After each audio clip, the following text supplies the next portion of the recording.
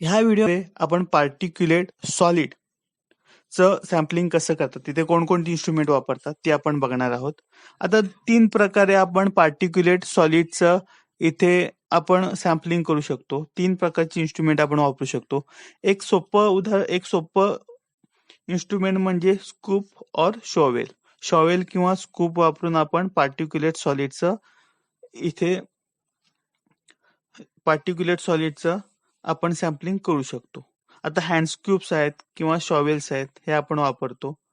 Hand scoop और shovels of suitable size are also use for taking cross section of sample of particulate solid while in motion.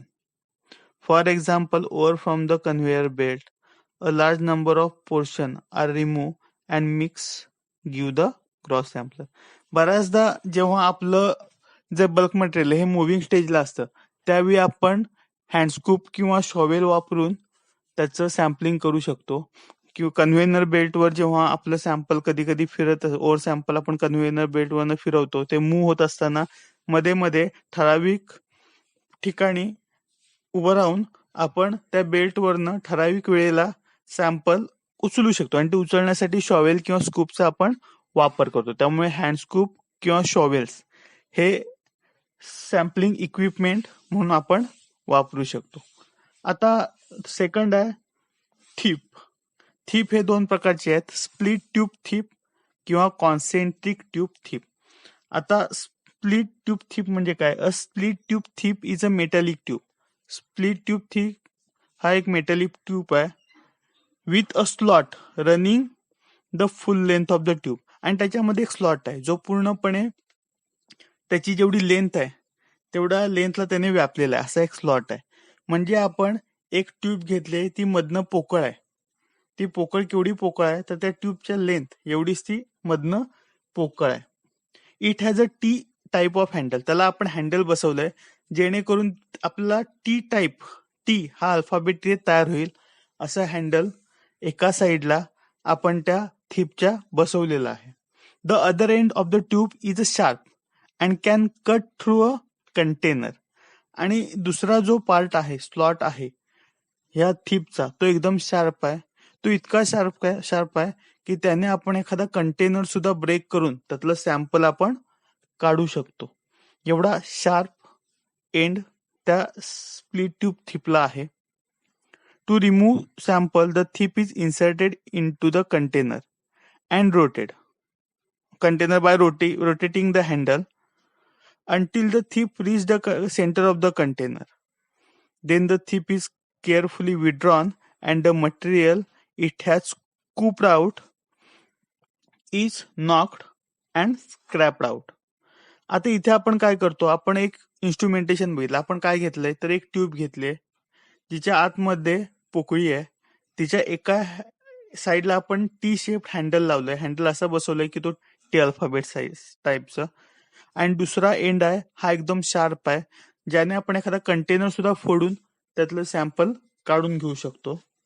आपण काय करतो, जेव्हा सॅम्पलिंगच्या वेळी हा जो थीप आहे हा आपण एका कंटेनरमध्ये इन्सर्ट करतो बाय रोटेटिंग द हँडल और बाय रोटेटिंग तो जो सॅम्पलर आहे तो रोटेट करत करत आपण एखाद्या कंटेनरमध्ये तो इन्सर्ट करतो. तो जोपर्यंत तो त्याच्या मध्यापर्यंत जात नाही तोपर्यंत, म्हणजे आपल्याला हा जो थीप आहे हा एखाद्या कंटेनरचं जेव्हा आपल्याला सॅम्पलिंग करतो त्या कंटेनरच्या मध्यापर्यंत गेला पाहिजे तेवढा आपण तो थीप त्या कंटेनरमध्ये इन्सर्ट करतो. त्यानंतर आपण काय करतो तर अलगद तो आपण केअरफुली विड्रॉ करतो. अलगद तो आपण बाहेर काढतो आणि त्याबरोबर जे मटेरियल आलंय ते मग आपण नॉक किंवा स्क्रॅप आउट करून बाजूला काढून घेतो. अशी simple method split tube thief मध्ये आपण वापरतो. आपण काय केलंय, आपला जो थीप आहे तो एका कंटेनरमध्ये इन्सर्ट केलाय. त्यानंतर तो तसाच ओढून बाहेर काढल्यामुळे त्याची जी मधली पोकळी आहे, इथे आपण त्याला स्लॉट म्हटलंय, त्यामध्ये त्या कंटेनर मधलं मटेरियल येईल. ते आपण अलगद केअरफुली ओढून काढल्यावर ते त्याबरोबर बाहेर येईल आणि मग ते आपण सॅम्पल म्हणून किंवा ग्रॉस सॅम्पल म्हणून ते आपण वापरू शकतो. हे स्प्लिट ट्यूब थीपचं वर्किंग आहे. आता दुसरा आहे concentric tube thief.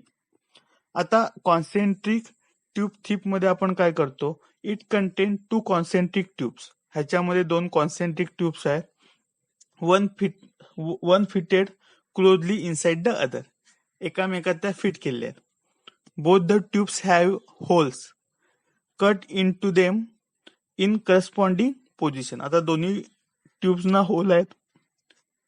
The outer tube is pointed and can be pierce a container. ह्याची जी आउटर ट्यूब आहे एका साईडला पॉइंटेड आहे आणि ती एखाद्या कंटेनर मध्ये सुद्धा शिरू शकेल एवढी स्ट्रॉंग पॉइंटेड ती टीप आहे. To remove a sample the inner tube is rotted.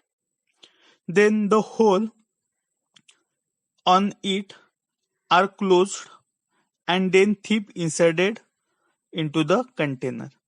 आता आपल्याला सॅम्पलिंग करायचं आहे. सॅम्पलिंग करताना आपण काय करतो, आपण जी आतली ट्यूब आहे ही रोटेट करतो. आपण काय बघितलं तर आधी इन्स्ट्रुमेंटेशन व्यवस्थित बघूया. द कॉन्सेंट्रिक ट्यूब थिप मध्ये 2 ट्यूब्स आहेत ज्या कॉन्सेंट्रिक आहेत, ज्यांचा सेंटर सेम आहे. अशा त्या 2 ट्यूब आहेत त्या एकामेकात फिट केलेल्या आहेत.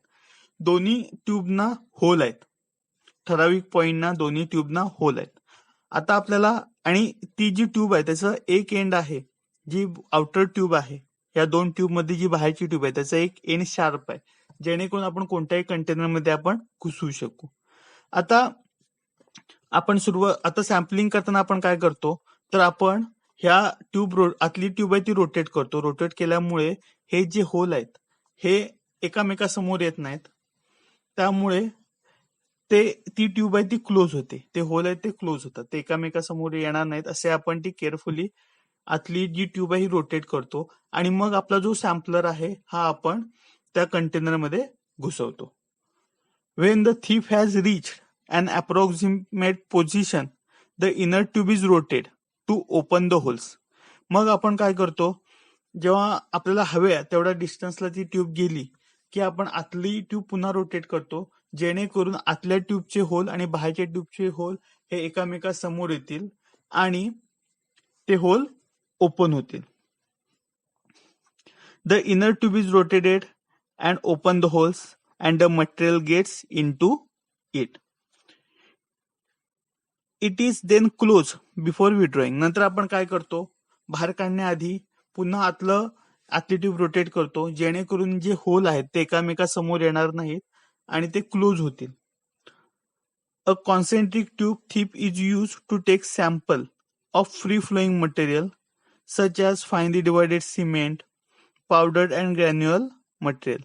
आपण ही जे कॉन्सेंट्रिक ट्यूब थिप आहे हा आपण सिमेंट, पावडर किंवा ग्रॅन्युलर मटेरियल ह्याच्या सॅम्पलिंगसाठी आपण हा वापरू शकतो. थँक्यू.